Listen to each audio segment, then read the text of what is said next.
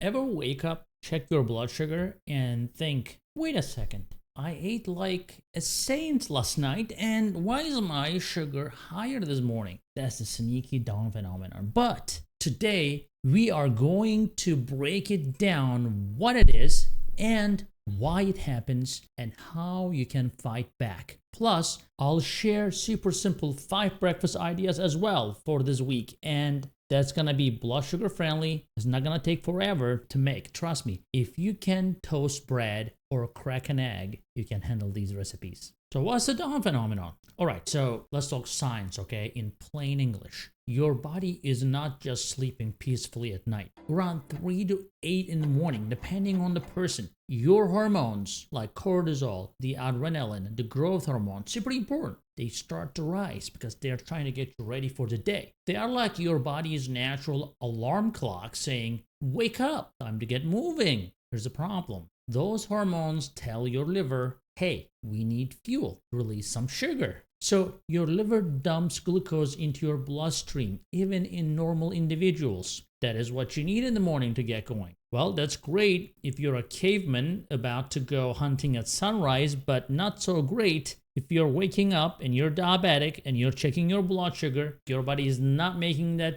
necessary extra insulin that may be needed, and then you're wondering why it is 30 points 50 points higher like in an hour after you wake up. Or you look at your CGM and you see that you woke up at 8 and your blood sugars start to go up at 6 o'clock while you were sleeping. Well, that's the dawn phenomenon. Super common in type 2 diabetes, and even obviously with type 1 diabetes too, and even normal people, right? But normal people don't necessarily feel it because their body can produce that extra insulin to counteract those hormones. Now, the frustrating part is you did not do anything wrong. It's literally your body's hormones doing their thing. It's just the pancreas is lagging behind, or insulin resistance being a problem. Now, here are some morning tricks to keep it in check, okay? Here are good news, okay? First of all, you're not helpless. You can outsmart easily this morning blood sugar surge with a few simple tricks.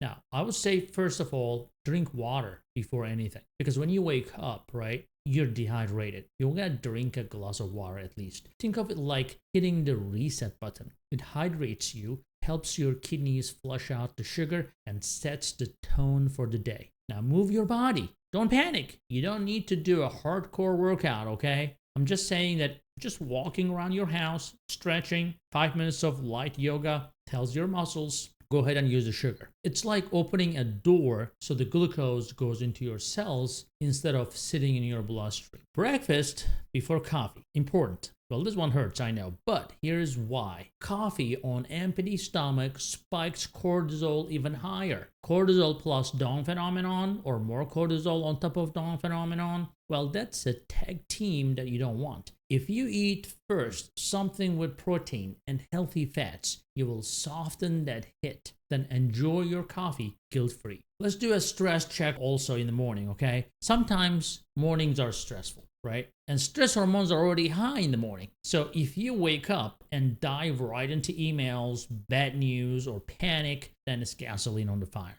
Instead of taking that 5 minutes of just breathing, okay, just breathing exercises, praying, right? Morning prayer, meditation, some journaling, some stretching, whatever helps you stay calm instead of just getting up and just rushing out the door. That calmness will lower the cortisol, which means lower blood sugar. Now let's talk about 5-day simple breakfast plan for you. Day number 1, I'm gonna go for high protein yogurt bowl. Start with a plain Greek yogurt. Add a handful of berries. Blueberries or raspberries are perfect. Sprinkle some chia or flax seeds. Now you wanna actually ground the flax seeds, otherwise you're not getting the benefit. Chia seeds are okay. Then you can dust that thing with some cinnamon.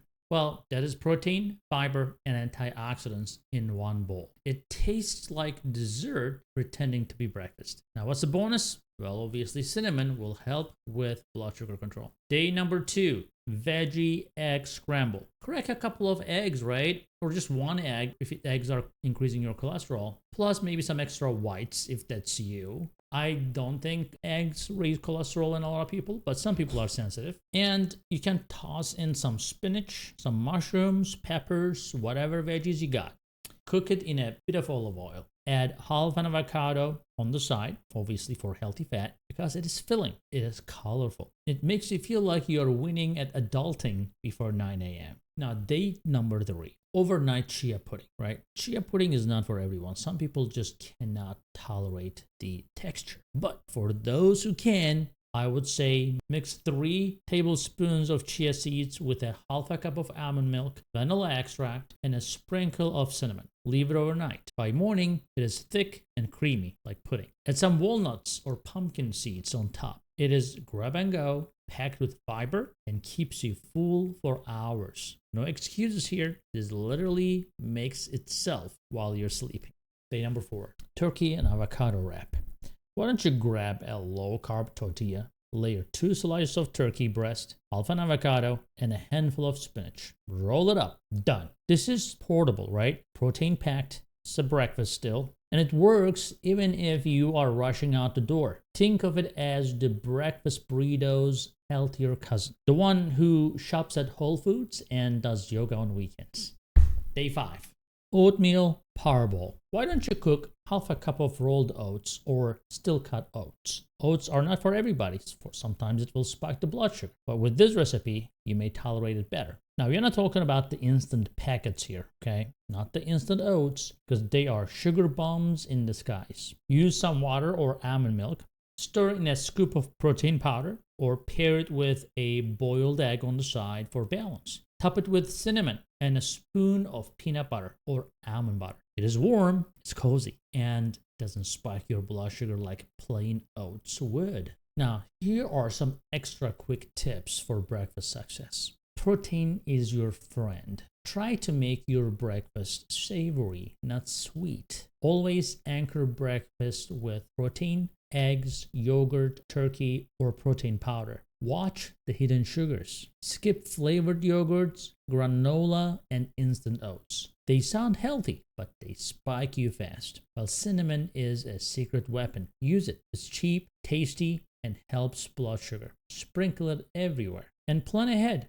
Chia pudding and boiled eggs can be made the night before, so that makes the mornings a little bit less painful. Let's wrap it up. So here's the bottom line. Dawn phenomenon is your body's natural hormones doing their thing, but you don't have to let it wreck your mornings. You're going to start with water, move a little, okay, 5 to 10 minutes. Eat before your coffee. Keep your stress down and fuel up with one of these simple breakfasts that I just told you about. Try this for 1 week, for just 5 days, and see how your numbers look. I bet you will notice a difference. Now, I gotta know, are you a team eggs every morning kind of person, or are you more of a give me oats or give me nothing type? Now, drop it in the comments, and hey, if this was helpful, why not hit that subscribe button so you don't miss the next tip. See you next time, and don't let the dawn phenomenon boss you around.